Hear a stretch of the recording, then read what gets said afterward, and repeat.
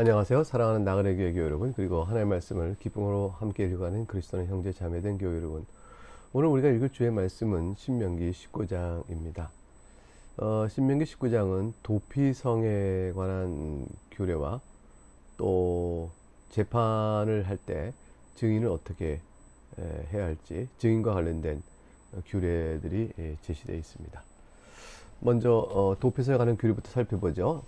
1절, 내 하나님 여호와께서 이 여러 민족을 멸절하시고 내 하나님 여호와께서 그 땅을 내게 주심으로 네가 그것을 받고 그들의 성읍과 가옥에 거주할 때에 내 하나님 여호와께서 내게 기업으로 주신 땅 가운데서 새 성읍을 너를 위하여 구별하고 내 하나님 여호와께서 내게 기업으로 주시는 땅 전체를 새 구역으로 나누어 길을 닦고 모든 살인자를 그 성읍으로 도피하게 하라.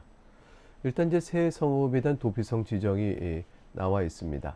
그리고 그것은 모든 살인자를 그 성으로 도피하게 하기 위한 목적에 따라 주어지는 것입니다.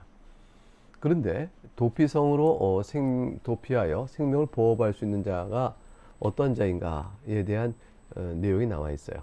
이게 4절부터 7절까지인데요. 내용을 보죠. 살인자가 4절, 그리로 도피하여 살만한 경우는 이러하니 다음 같은 경우에만 도피성으로 피하여 자기의 생명을 부지할 수 있습니다. 곧 누구든지 본래 원한이 없이 부지 중에 그의 이웃을 죽인 일, 원한 없이 부지 중에 죽인 일입니다. 그럴 줄 몰랐는데 그렇게 되어진 일을 겪게 된 일이죠.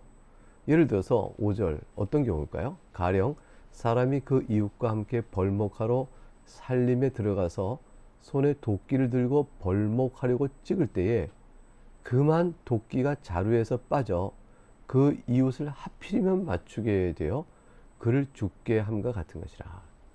이런 사람은 그 성읍 중 하나로 도피하여 생명을 보존할 것이라. 왜냐하면 그 사람이 그에게 본래 원한이 없으니 죽이기 합당하지 아니하나 두렵건대 그 피를 보복하는 자의 마음이 복수심이 불타서 그가 부지 중에 원한이 없이 죽였음에도 불구하고 그걸 당한 피해자의 가족들과 관계된 사람들이 보복하는 마음이 복수심으로 불이 타서 그 살인자를 뒤쫓으면 그자가 보복살인을 당하게 되는 거죠. 그런데 그래서 뒤쫓을 때 이 사람이 도망을 가지만 도망가는 길이 멀면 뒤따라와 잡아 그를 죽일까 하노라. 그자가 쫓아와서 그를 잡아서 죽일까 하노라 그랬습니다. 그러니까 잡혀서 죽임을 당할까 하는 것이죠. 그렇지 않도록 생명을 보호하는 겁니다. 그래서 7절, 그러므로 내가 네게 명령하기를 새 성읍을 너를 위하여 구별하라 하셨습니다. 우선 이제 새 성읍을 이렇게 두게 되어 있는데, 그러나 이제 도망가는 길이 멀면 붙잡혀 죽게 되면 자신은 이건 내가 원한도 없이 부지 중에 이런 일입니다. 그래서 내가 그를 죽이고자 하는 의도가 없었으니 좀 고정하십시오 라고 말을 해도 그 죽임을 당한 자에 대한 가족들과 관계된 사람의 보복 심리가 그냥 불타니까 결국은 뭐냐면 우리의 합리적으로 이성적으로 생각하여 판단하지 못하고 감정적 복수심이 불타는 건 당연하잖아요. 그러니까 인간의 타락성에 대한 상황을 잘 보고 하나님께서는 율법적 규정을 두어서 그걸 잘 통제해 나가고, 또 그러니까 그 율법적 규정을 두신 뜻에 따라 생각해 볼 때는 항상 이성적으로 어떻게 된 것이 분별하여 행동할 것을 하나님께서 원하신다는 걸 알 수가 있죠. 그래서 이제 그를 보호하려고 놓은 겁니다. 그런데 이제 새 성읍만 두게 되면 너무나도 어떻게 돼요? 멀어지는 거죠. 그러니까 다시 또 추가로 새 도피성을 더 추가하라고 8절부터 9절에 명령을 주십니다. 8절 보면 내 하나님 여호와께서 내 조상들에게 맹세하신 대로 내 지경을 넓혀 내 조상들에게 주려고 말씀하신 땅을 다 내게 주실 때, 가나안 정복이 다 완료됐을 때, 9절 또 너희가 오늘 내가 너희에게 명하는 이 모든 명령을 지켜 행하여 네 하나님 여호와를 사랑하고 항상 그의 길로 행할 때에는 이 셋 외에 새 성음을 더하여 네 하나님 여호와께서 내게 기업으로 주신 땅에서 무죄한 피를 흘리지 말라. 이같이 하면 그의 피가 내게 돌아가지 아니함이라. 그 하나님께서 무죄한 피가 땅에 흐르지는 것을 원치 않으셨어요. 공의에 합당치 않게 사람이 죽임을 당하는 일을 하나님께서 원하지 않으셨습니다. 그래서 하나님을 사랑하고 항상 그의 길로 행할 때는 공의에 합당치 않게 인간의 보복적 마음에 치우쳐 죽이는 살인의 피를 주께서 원치 않으시기 때문에 너희는 도피성을 두어 내가 말하는 말을 지켜 행하라, 이렇게 말씀하셨습니다. 대체로 어느 곳에 이제 이와 같이 도피성이 있는지 한번 그림을 보시면 바로 아실 수가 있어요. 보실 수 있겠습니까? 이렇게 쭉 나와 있는 것 가운데서 여러분 뭘 보시게 되나요? 이렇게 오른쪽에 맨 위에 가운데가 쭉 나눠지죠. 맨 아래에 있는 게 사해 바다고요. 쭉 위로 올라가서 중간쯤 위에 있는 게 갈릴리 바다입니다. 그 오른쪽은 요단 동편 지역이죠. 여기 루벤, 갓, 므낫세 지파가 있는데 루벤 지파와 갓 지파 있는 곳에 베셀, 오른쪽 그림 볼 때 그 밑으로는 모압이요, 위로는 암몬 지역이 살고 있는데 거기 베셀이라는 도피성을 두었고요. 그리고 또 올라가서 길랏 라못, 갓 지파 위에, 그리고 므낫세 지파 있는 곳에 골란 지역에 각각 도피성을 두었습니다.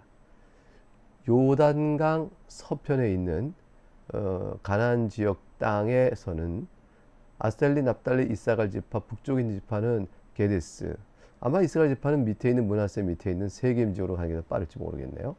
에브라임, 베냐민, 단, 유다, 시몬 있는 중엔 헤브론에다가 이렇게 도피성을 두었습니다. 이 도피성에 관한 내용은 여호수아 20장 7절과 9절에 그 내용이 상세히 나와 있어요. 지명까지 나와 있죠. 제가 읽어보겠습니다. 여호수아서 20장 7절에서 9절. 이에 그들이 납달리의 산지 갈릴리 게데스와 에브라임 산지의 세겜과, 그 그림을 보시면서 잠 보세요. 유다 산지의 기랏 아르바 곧 헤브론과 요단강 동쪽 요단 저쪽 루벤 지파 중에 평지 광야의 벳셀과 갓 지파 중에서 길랏 라뭇과 므낫세 지파 중에서 바산 골라를 구별하였으니, 이 그림이 나와 있는 대로 6개의 도피성이 있죠. 이는 9절부터 이제 목적이 나와요. 이렇게 도피성을 둔 목적이, 이는 곧 이스라엘 모든 자손과 그들 중에 거류하는 거류민을 위하여 선정된 성읍들로서 누구든지 부지 중에 살인한 자가 그리로 도망하여 그가 회중 앞에 설 때까지 피해 보복자의 손에 죽지 아니하게 하려 함이라. 사적인 복수에 의해서 죽임을 당하지 않도록 하기 위해서 도피성을 두었는데, 그 도피성을 피할 수 있는 대상이 말이죠, 9절 보니까 이스라엘 모든 자손입니다. 당연하죠. 근데 또한 추가되는 것이 그들 중에 거류하는 거류민도 해당이 됩니다. 그러니까 이스라엘 땅에 거하는 누구든지 다 해당이 되는 거예요. 하나님께서 무지한 자의 피가 그 땅에 있지 않기를 바라시기 때문에 비단 이스라엘뿐만 아니라 거류민이라도 해당이 되었습니다. 네, 이렇게 해서 그림 보시면 보던 도피성에 관한 위치와 목적을 우리가 살필 수 있었습니다. 이제 11절부터 13절에 가게 되면 도피성으로 피하여도 살 수 없는 자의 규정이 나와요. 어떤 자가 그럴까요? 11절. 그러나 만일 어떤 사람이 그의 이웃을 미워하여 엎드려 그를 기다리다가 일어나 상처를 입혀 죽게 하고 이 한 성을 도피하면, 그러니까 미운 마음으로 살해 의도를 갖고 살해한 사람은 이 성으로 도피할 소용이 없습니다. 그 왜 그러냐면 그 도피한 그 자를 12절에 그 본 성읍 장로들이 사람을 보내 그를 거기서 잡아다가 보복자손에 넘겨 죽이게 할 것이기 때문에 그렇습니다. 악한 의도로, 살인적 의도로 살해한 사람은 장로들이 가서 그들을 잡아다가 그를 보복자손에 넘겨줍니다.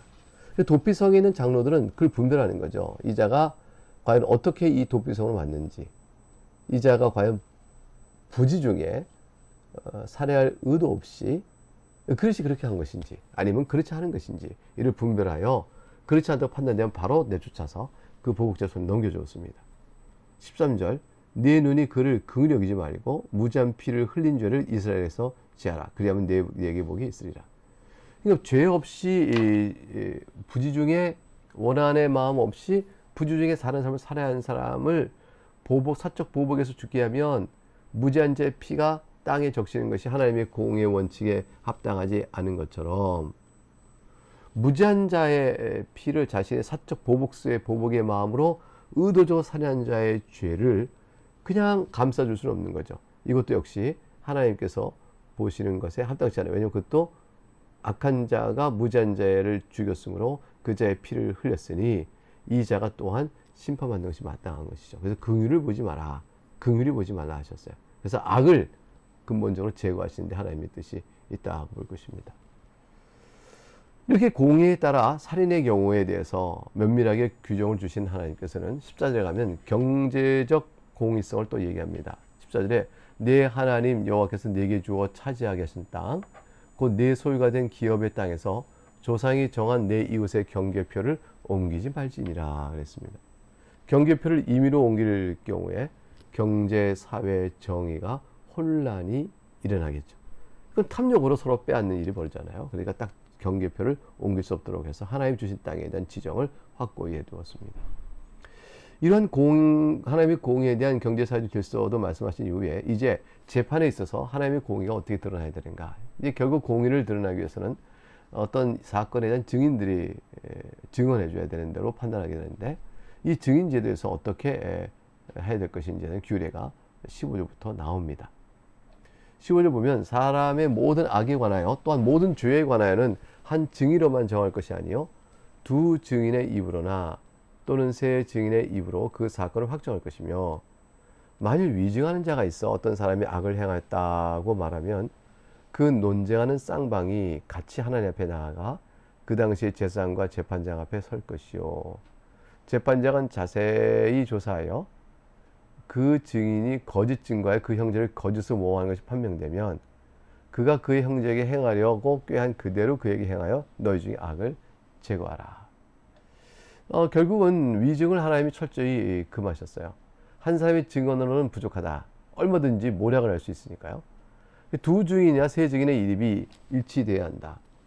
그래서 증인은 두세 사람으로 세워서 증거력을 통일시켜야 되고요. 만약 위증하는 사람이 있다면 쌍방이 같이 나가서 다 이야기를 자기 주장을 할 텐데 그럼 재판장은 조사를 해야 되는 겁니다.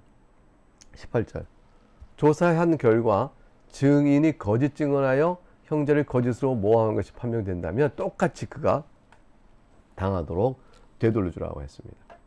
그건 악을 제거하는 것이죠. 그리하면 어떤 효과가 있을까요? 20절에 그 남자들이 듣고 두려워하여 다시는 그런 악을 너희 중에 행하지 아니하리라. 함부로 거짓으로 모함했다가 그것이 거짓임으로 드러나게 되면 그대로 자기가 당하게 되니 삼가 주의했다. 요즘에 이제 가짜 뉴스가 많은데 가짜 뉴스로 인해서 입는 피해에 합당한 규모로 그에게 요구하게 되면 그에게 법적인 처분을 하고 요구하게 되면 그 자가 그것을 통해서 자신이 행한 가짜 뉴스에 대한 모든 대가를 스스로 져야 될 것이므로 주의하고 신중하지 않을 수가 없을 것입니다.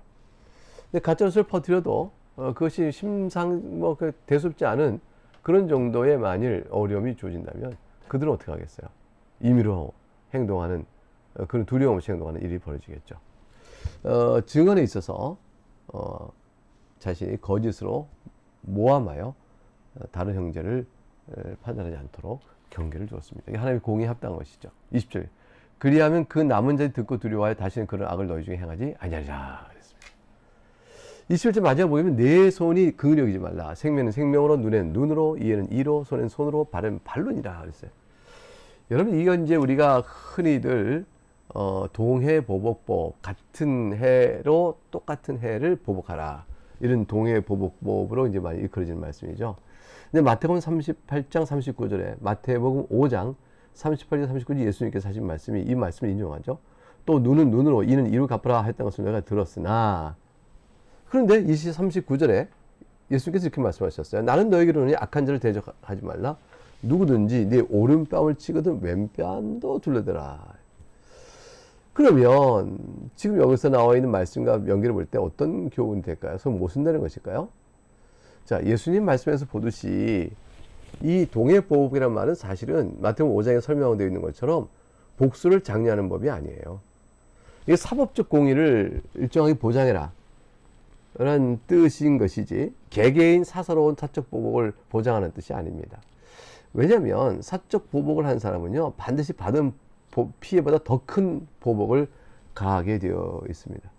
그래서 상호 간에 서로 간에 그렇게 되면 더 큰 보복을 자기가 당한 사람은 이럴 수가 있냐고 더 큰 보복을 또 당하게 가할 것이고요. 또 당한 사람은 또 다시 더 큰 보복을 가하게 될 것이니까 계속 상승되는 이게 점점점 나빠지는 말이죠.